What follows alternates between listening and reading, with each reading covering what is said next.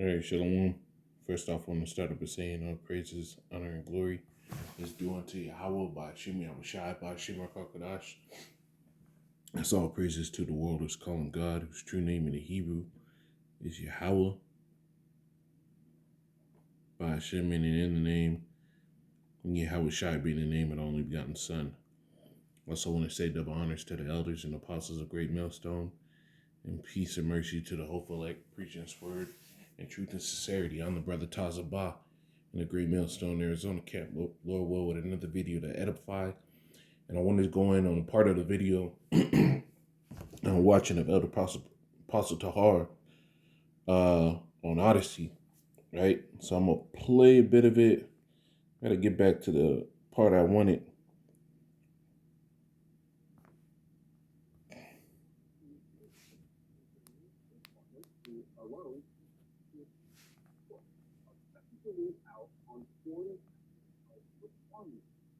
The status and control of food on inner,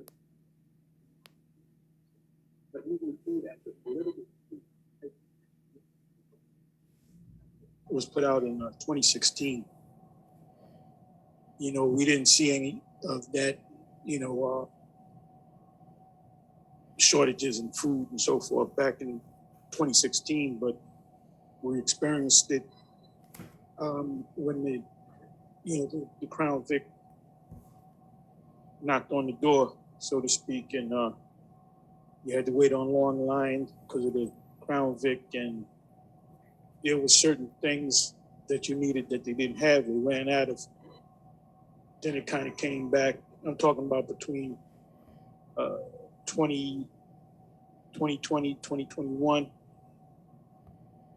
and it seems like it's coming back again in the worst way. All right. So what the elders going into is these food shortages, right? Which is something that's a global thing that's happening right now. I did a video yesterday about famine. And the elder apostle he did a video about food as a weapon, right? And going into the MOTB and other topics, right? So basically, this is what it is. Like, they're going to use food as a weapon, and it's in the scriptures. Food has been a way to sit here and gain power and strip people of their freedoms. And you can go back into the scriptures and see these things. But right now, with a few of the brothers that's in the camp, right, we're reading this book. It's called, go back to the beginning, I'll let you see. It's called The Delectable Negro, right? And basically in this book, they take, that's the cover right there. Basically in this book, they take the narrative of Jake that were, of Jake that were in slavery, that were literate, that were, that the Lord put on to understand English and all that and be able to write and all that. And how these devils will basically groom Jake for their fucking appetites, right? All their wicked ass appetites, man. But I wanted to go into a little part of the book that shows you how to use starvation as a means of control. It says, yeah,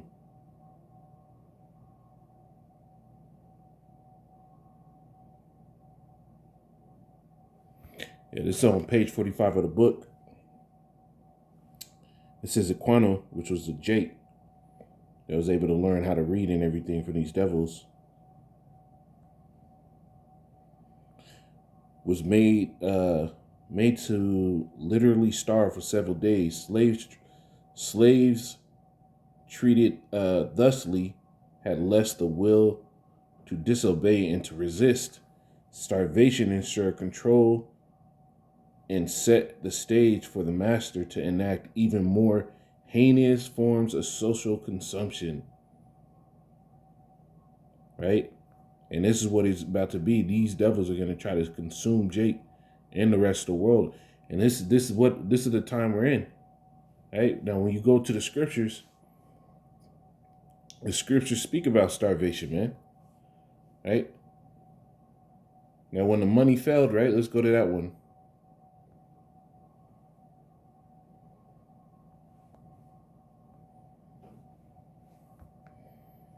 This is Genesis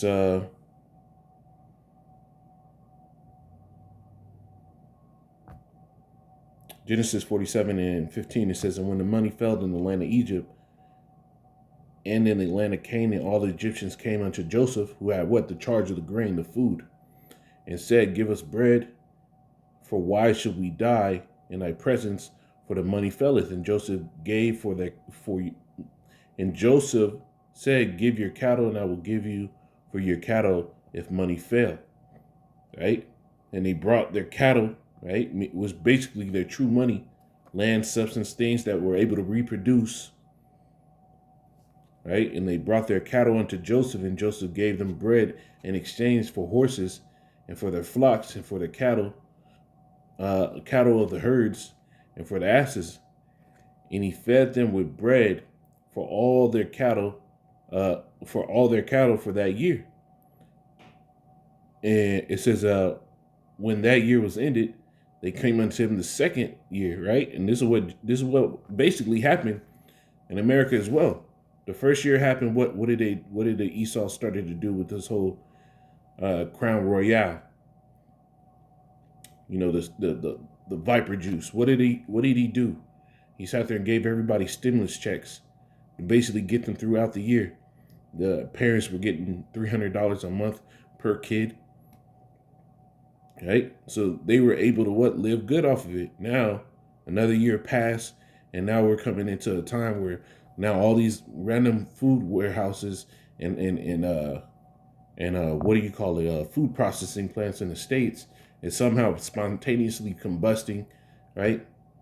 I had an article. It's on another device, but they're sitting there saying there's been a pattern of spontaneous fires and explosions at food processing plants within the state. What do you think that's going to breed? Even more scarcity, right? So this is what's happening. The food, you were fed by Esau, basically by Egypt for a year, and now times are getting harder. So now you're going to look at them again, and this was being prepared. It says, and when the year was ended, they came unto him the second year, and said unto him, we will not hide it from my Lord, how that our money is spent. My Lord also had our herds of cattle. There is not aught left in the sight of my Lord, but our bodies and our lands. Right? There's nothing left but your bodies and your lands. And this is what it's going to come to, because ultimately your dollar isn't worth anything. Right? What you people work for every day, you know, the whole chasing the bag spirit, that bag isn't worth anything. Those debt notes are extremely high. The interconnection that this Edomite system has done with money, you people don't understand. Right? I was watching a video today. I forgot the dude's name. Let me see if I can go to my YouTube.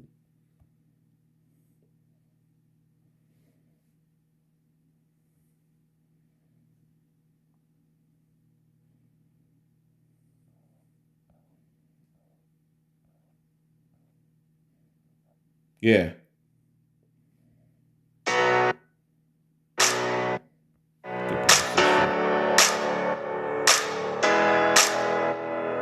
This is probably... I was watching this video today by Glenn Beck, right? He says how Japan's possible financial collapse could affect the U.S.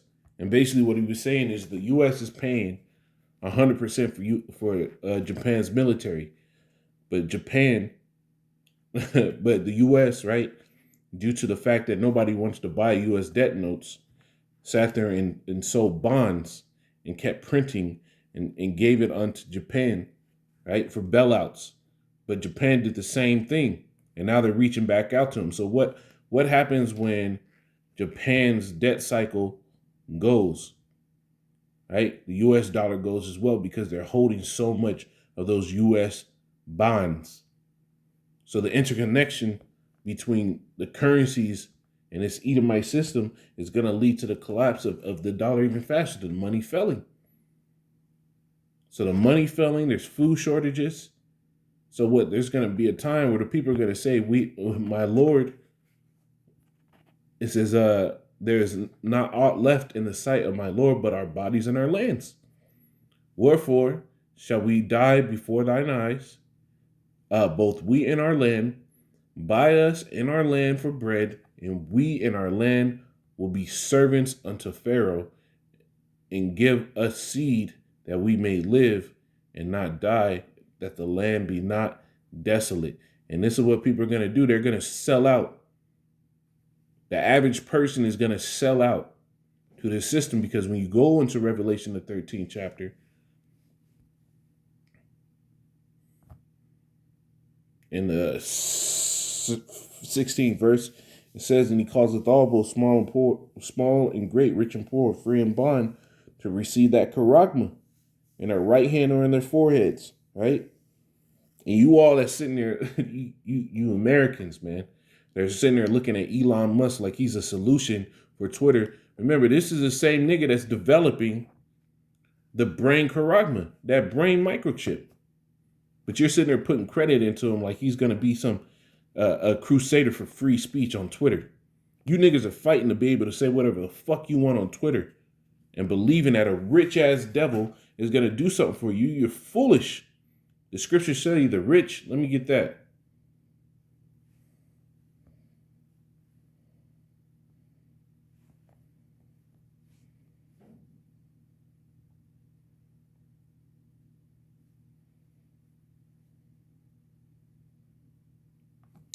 Ecclesiasticus in the book of Sirach, right?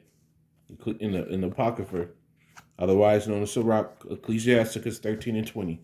As the proud hateth humility, so doth the rich abhor the poor, right? The rich just gets away from you. They don't have any love for you,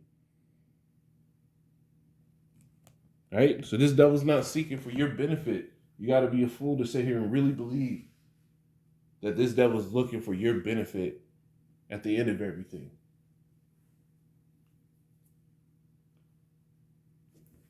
So,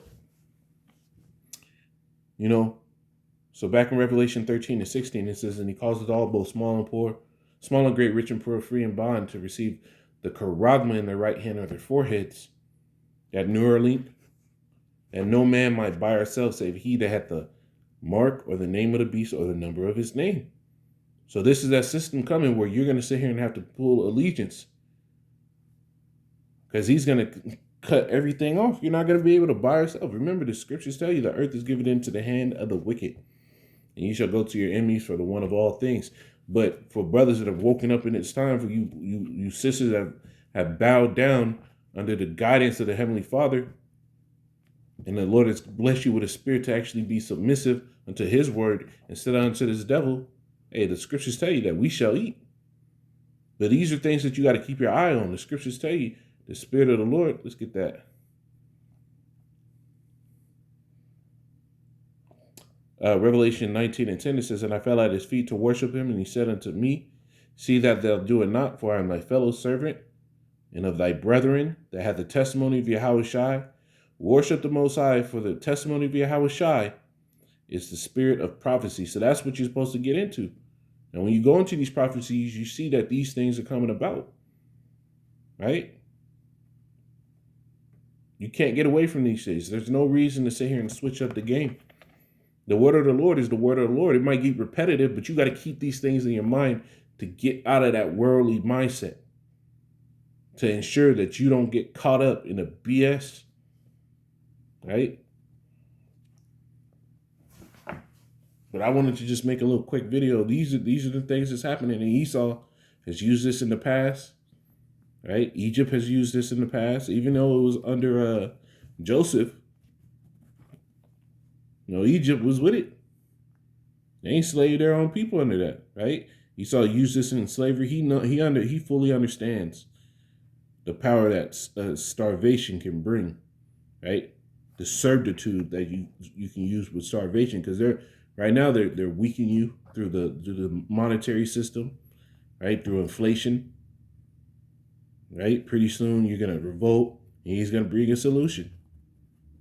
But the Lord willing, I was edifying him and say, call Allah Yahweh by Hashem Yahushai, by Hashem Kakadash Shalom.